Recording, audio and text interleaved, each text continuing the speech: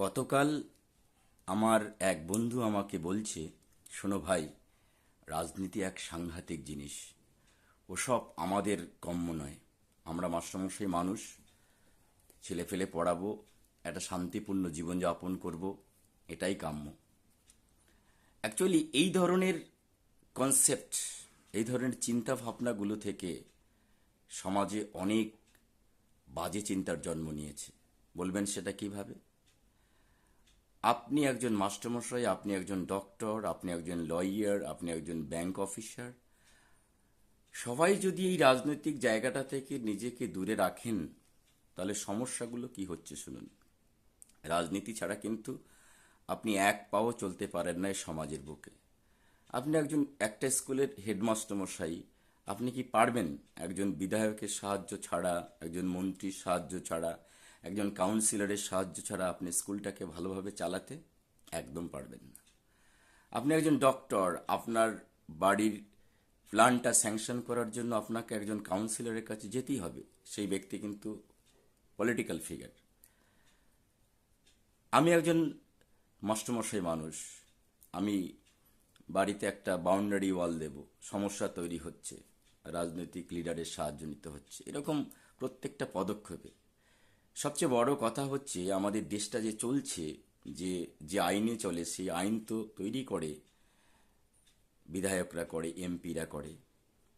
সুতরাং রাজনীতির একটা ভাইটাল রোল আছে সমাজের বুকে। সেই জায়গাটা থেকে সমাজের এক শ্রেণীর শিক্ষিত মানুষ আমরা সেই জায়গাটা থেকে নিজেকে দূরে সরিয়ে রাখছি। কারণ কিন্তু আছে এর। নাম্বার ওয়ান, আপনি যখনই কোনো রাজনৈতিক দলের পতাকা নিলেন প্রকাশ্যে, আপনার বন্ধুত্বের সংখ্যা কিন্তু কমে গেল। এটা একদম বাস্তব। ধরুন এই মুহূর্তে আপনি বিজেপি পার্টি করেন, দেখবেন কেউ আপনার বন্ধুরা যারা এতদিন জানতো না, হঠাৎ করে এটা করলেই দেখবেন বন্ধুত্বের লিস্ট থেকে কিছুটা অংশ আপনাকে শত্রু ভাবা শুরু করলো, কিংবা বাজে বাজে মন্তব্য করা শুরু করলো।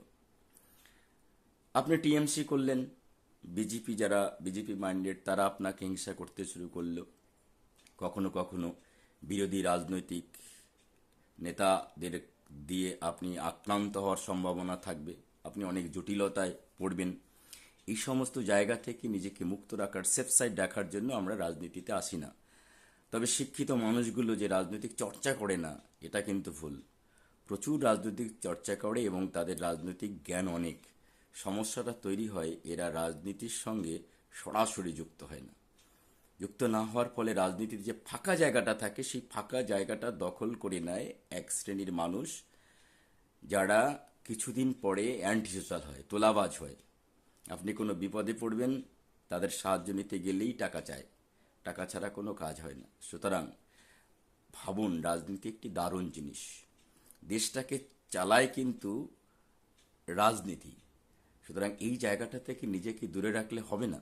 প্রকাশ্যে আসুন, আপনি যে পার্টি করেন করুন, ক্ষতি নেই। আমাদের এরকম একটা পরিস্থিতি তৈরি করতে হবে, সামাজিক প্রেক্ষাপট তৈরি করতে হবে, যে আমরা ফ্রিলি আমাদের রাজনৈতিক মতাদর্শটাকে প্রকাশ করতে পারি। যেদিন এটা সম্ভব হবে সেদিন দেখবেন আমাদের সমাজ, আমাদের দেশ, যে রাজনৈতিক করাপশনটা আছে, পলিটিক্যাল করাপশন থেকে নিজেকে অন্তত একটু মুক্ত রাখতে পারবে বলে আমার ধারণা হয়। সুতরাং ভয়ভীতি কাটিয়ে আসুন, যে দলেরই সমর্থন করুন না কেন, প্রকাশ্যে আসুন।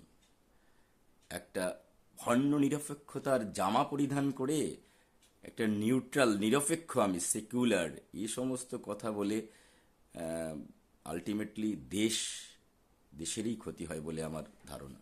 ধন্যবাদ, ভালো থাকবেন।